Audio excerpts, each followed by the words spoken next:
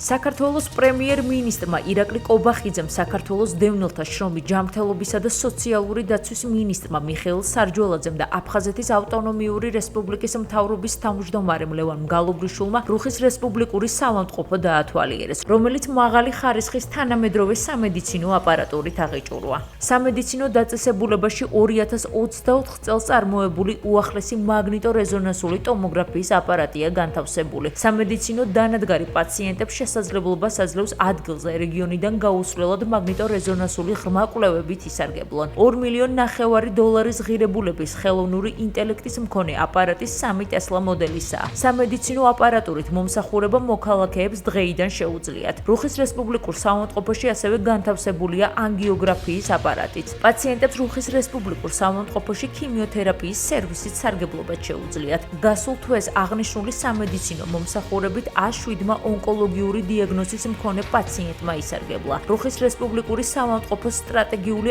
ადგილმდებარეობიდან გამომდინარე სერვისებით ხშირად სარგებლობენ დროებით ოკუპირებულ ტერიტორიაზე მცხოვრები მოქალაქეები. რუხის რესპუბლიკურ საავადმყოფოს სტრატეგიული მნიშვნელობა აქვს ოკუპირებულ ტერიტორიაზე მცხოვრები ჩვენი მოსახლეობისთვის. ტექნიკური აღჭურვილობა კიდევ უფრო მეტ შესაძლებლობას მოგცემს მათთან მისა და კომუნიკაციის. გრძელდება სტრატეგიული მიდგომა სწორედ რუხის რესპუბლიკურ საავადმყოფოსთან მიმართებაში.